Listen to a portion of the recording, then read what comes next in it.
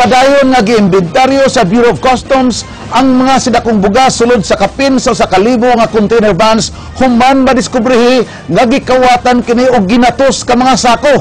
Hangtod karon wala pay gitumbok nga responsable sa pagpangawat niini. King Perez, Suginlimi.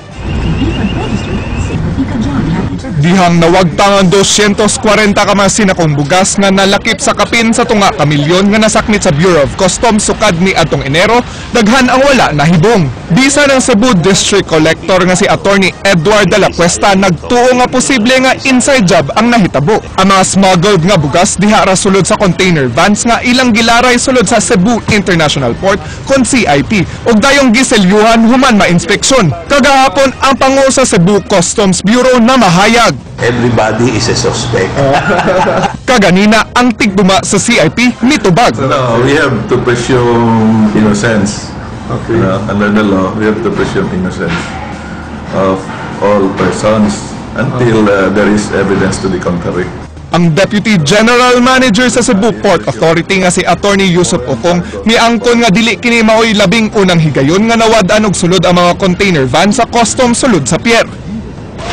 Karong adlaw gipadayon sa Bureau of Customs ang pag-inventory sa mga nawagtang nga bugas sa miaging semana. Gani kining sa container van nga ang gibarugan karon dunay 80 ka mga sako sa bugas ang gitala nga nawagtang.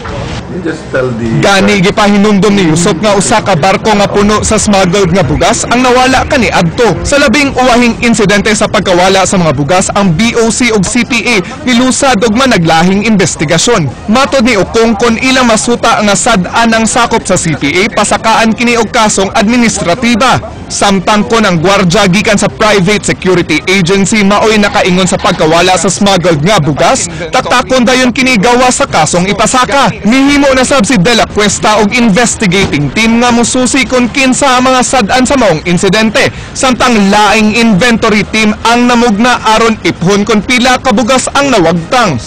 Tulo pa sa 8 ka mga container vans ang na-inventory sa Bureau of Customs sugod kagahapon. Sa among pagtuyok-tuyok sulod sa CIP na sayran nga wala giipon sa usa ka lugar ang tanang container vans nga gisudlan sa smuggled rice. Si Alfredo Regidor sa Customs Police miingon nga posible mao kining hinungdan kung nganong nakuutan og sinakong bugas ang maong mga vans. Lisod yun. Ako juga na factor kay very large manggod ang very large ang CY ang container yard. So ang duty sa gabi mag-roofing, murag mag-hide and seek lang. So dili baya ingon dili ta si Superman para ma-monitor jud nato ba. Tungod sa kahuot sa container yard sa CIP, naglaom ang Bureau of Customs nga padak-an na ang pier sa Sugbo. Economically, maganda rin ang economic condition dito sa not only Cebu but for Visayas and Mindanao as a whole. So eventually hindi mo mapipigil na mag-congested ang international port. King Perez, News 5.